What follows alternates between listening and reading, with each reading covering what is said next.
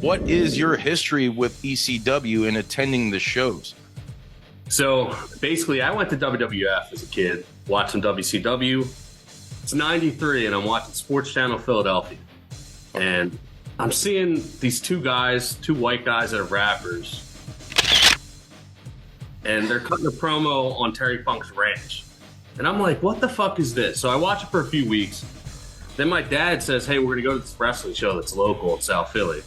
And I had no idea it was the same ECW. You know, it was Eastern at that time, too. Right. So my first show was in May of 94. Holy shit. And the second show I went to right after that was No Rope Barbed Wire, Funk's vs. Public Enemy. So I was like thrown right into it. Got to see Sabu, Shane Douglas, man. It was wild. So the next few months go by. I go every month. Turns into Extreme, obviously. Beginning in 95 is when all the shit hit the fan, man. Like everything you could ever want with deathmatch wrestling. First of all, I got to see all the Japanese wrestling from the art video vending table. Yeah. So I'm seeing like all these fucking sick glass matches, like fuck the head fucking, you know, IWA, all that Leatherface, Wing, and like Wing.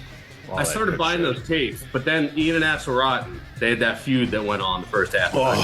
Yes, and that like changed everything, man. The Thai Pie fucking death match.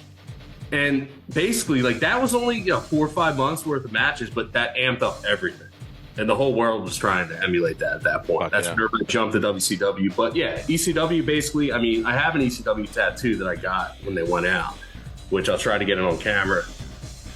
But yeah, shit. It's extreme. That's like 20 years old now, that tattoo. There we go. But yeah, no, it changed everything for me. It got me into metal too, because, you know, they'd use Thunderkiss 65 at the beginning of the show. And I'm like 11 years old, 12 years old. What were you listening to at the time? You know, just the radio shit, some heavy stuff like Metallica, like dabbling into Slayer. But I was young, man. You know, I was born in 83, so 11, 12, you're just starting to, you know, get into that, develop your taste. But that same summer, started digging deeper, got into, you know, horror. I was always into it at the same time. Traces of Death 3 soundtrack. Yeah. Which is something like the real deal Faces of Death. It was Nuclear Blast and Relapse bands. So everything hit at once. Metal, horror, and fucking wrestling. But I went to ECW from 94 until the end. Every fucking month. Holy shit. And there's so many memories I have, you know, like Born to Be Wired, all that shit. Stairway to Hell, you know, New Jack diving off everything. Dreamer getting chokeslammed by Brian Lee. Like, it's just endless. You know, people ask me, like, what's my favorite memory? I can't even pick one, dude. Just being at the arena, too. That's like one of, I mean, dude, you're down there, so, I mean, that's fucking awesome. And, you know, I'm up here in Northwest Indiana, like Chicagoland, and that's one of my goals, you know, before I fucking kick the bucket. I got to make it to the 2300 arena, man. Sadly, man, you're going to be disappointed because all the mystique and the allure is gone. They put so much money into it. It's a nice fucking place now. Oh, really? Yeah, it's nice. It's weird, man. They do like some indie shows there, and it's just nah. Have you seen any like MLW or anything? Because I know they've I haven't gone to any of the recent events there. I went to Hardcore Homecomings and one of the House of Hardcore shows that Dreamer put on. But yeah, I mean, I've watched some MLW. It's fine. We can get into that later. The difference is, like, I'm very jaded and spoiled by seeing all that shit for so many years. At the arena, too, I can't go and enjoy myself. Mm-hmm. Did you There's no blood laws, too, at this point. You can't bleed. The Athletic Commission won't let you bleed.